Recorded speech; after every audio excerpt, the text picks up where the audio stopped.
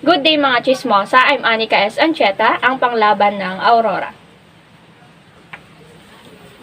Ngayon mga mare, ang chichismis ko sa inyo ay about contemporary Philippine music. In contemporary Philippine music, I will be discussing the traditional music, new music, traditional composer, and song composer. So handa na ba kayo?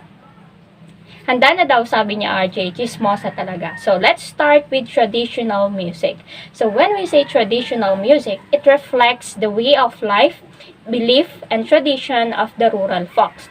And this kind of music also glorifies the beauty of nature and man's strong connection with his environment.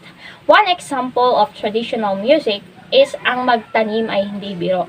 I know that you are already familiar with this song and it describes the daily lives of Filipino. Another example is ang Paru-Parong Bukid.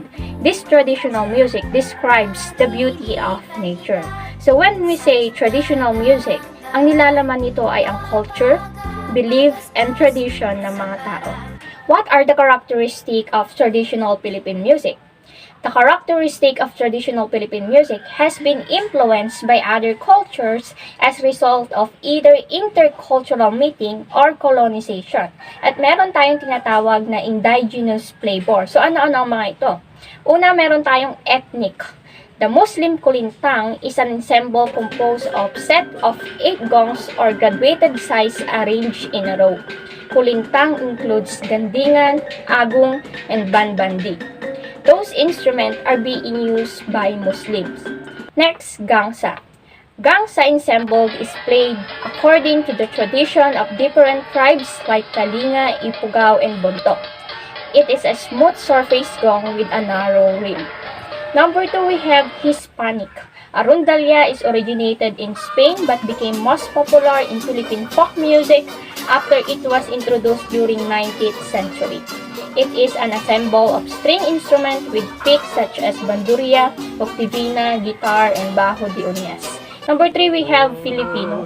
Our famous Filipino music is kundiman, and kundiman is an art song that speaks about the love of men to women. Ito ang ginagamit pang harana.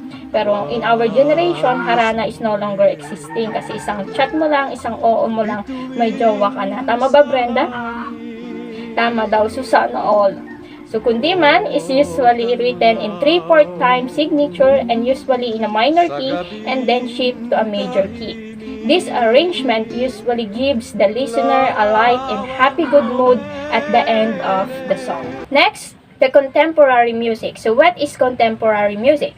The contemporary music is known as new music or modern music. It pertains to compositions that have adapted elements of 20th century Western music as well as the latest trends and musical style in the entertainment industry. So when we say contemporary music, ito ay new music or modern music. And lahat ng music elements ng 20th century Western music ay inadapt ng contemporary music or ng new music. Ginawa nila itong modern or minodernize nila para sumabay sa generation natin ngayon. Tama ba, Rumilin? Tama daw, sabi ni Rumilin. So next, let's move to the traditional composer. First, we have Nicanor Abelardo. He is one of the triumvirate Filipino composer. He studied music at Chicago Music College and was influenced by musical style of Hindemith and Stravinsky.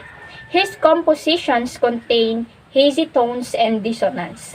His famous composition are Mutya ng Pasig, Nasaan Ka Irog, Magbalik Ka Hirang, and many more. Here is the example of his composition, Nasaan Ka Irog. Nasaan ka irog?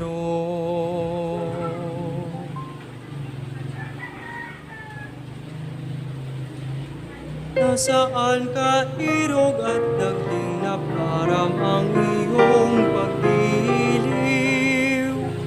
Ibaga sumpa mong ako'y mamahalin. Next, we have Francisco Santiago.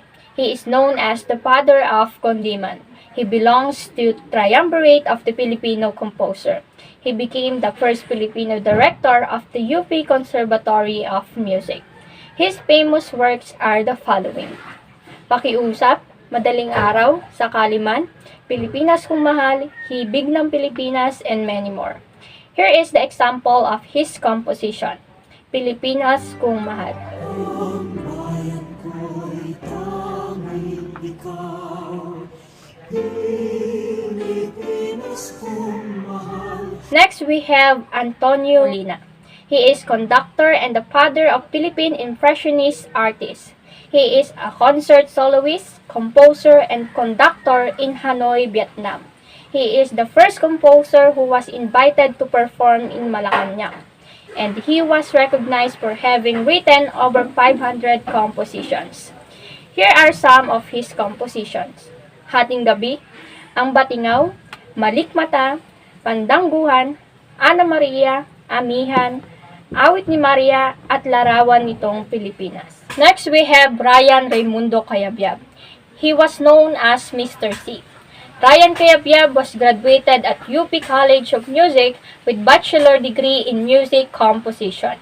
He taught music theory and compositions in UP for nearly 2 decades. He was awarded in 1978 as one of the outstanding young men. He won countless awards from film, television, and recording industries. His award-winning composition are the Kay Ganda ng Musika as well as Alikabok. Now let's move to the song composer. First, we have Levi Celerio. He is a Filipino prolific songwriter and composer. He was born on April 13, 1912 in Tondo, Manila and died on April 2, 2002. He wrote more than 4,000 Filipino songs. This includes love songs, Christmas songs, and nationalist songs.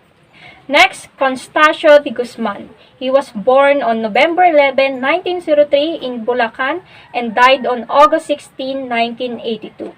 He was acknowledged as the Dean of the Filipino Composer and Musical Director.